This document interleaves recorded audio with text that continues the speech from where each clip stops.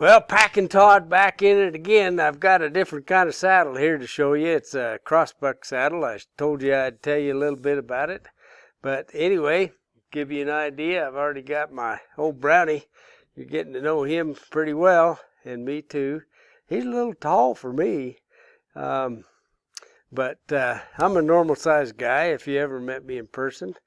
But on that note, we'll just get right into it as far as the saddle itself.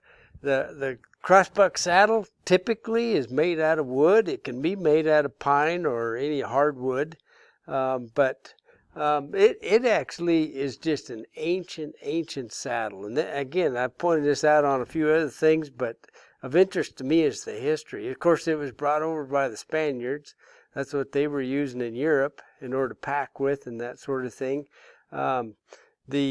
The Spaniards traveled clear up, way up into the northern Canadian territory at the time, and so they distributed. Their horses went, and they turned them loose, and they lived with the Indians and the Native Americans of the time at that time, and they brought this conception to the Indians. Actually, the Indians actually took this saddle, put a bear skin on it or some kind of hide, and rode it too if they were to ride. Now, this is one point I will make, is that the warriors and the hunters actually typically, in the prairie Native Americans, actually never rode with a saddle. They'd ride bareback. Or they might have a bear skin or something like that was underneath them, and they'd use a piece of rawhide that went around their belly. Called it a belly band. I don't know what the name in any of the languages back then was, but anyway, it was just a braided piece of cord made out of rawhide, and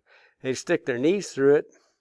And of course, when they kicked up into a trot or a gallop, they'd pull their knees out. They'd pressure against that band, and that would hold them into the horse.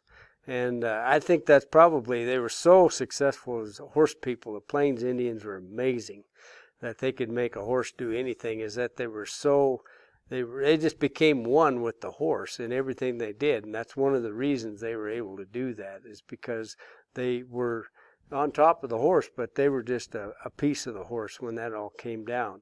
So, I mean, they did some things that we can't even get our horses to do anymore, to that level, where they just barely turn their body, turn their head, and that horse is going to pivot that way, in which the way we're looking. They just kind of barely, maybe they're so sensitive you could just kind of nod your head backwards, and that horse would set up on his heels and that sort of thing. You can get your own horse to do that. It just takes a lot of time.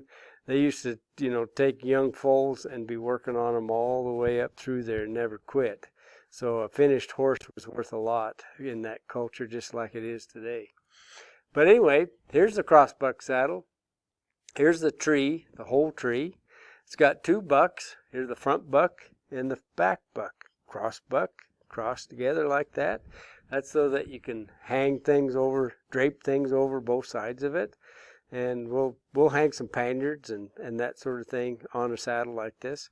And it's very conducive to that. I've got my knot like this. You'll have to review my other video in order to figure out how to do that. But it's got a double cinch. I might add, while I'm at it, is that you'll notice that I have, actually, if you didn't, I'll point it out, but I have mohair cinches. I would not pack, and actually I use them on my saddle horses too, with anything less than a mohawk, or a mohair cinch. They're self-cleaning.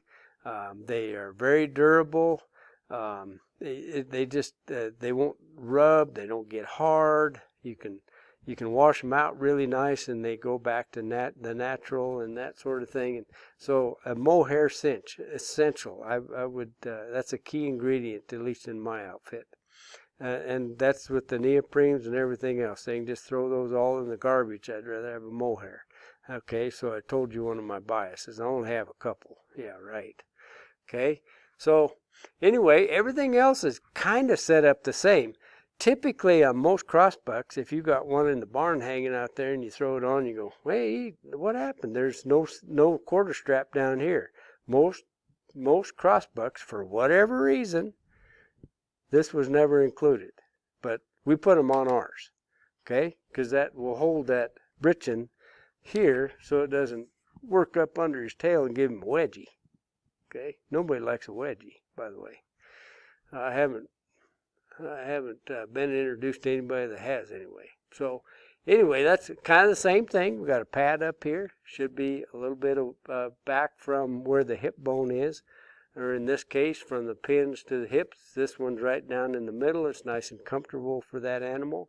And we're going to make sure that our pads are plenty far up so they don't work back. If they do work back, we've got some to play with, or we see the fact that they do that. And other than that, the major difference is that these guys are wood, including the crossbucks, and also the fact that they have this quarter strap down here. So I could give you a diagram of either saddle and you could point out. I'll pause on that note.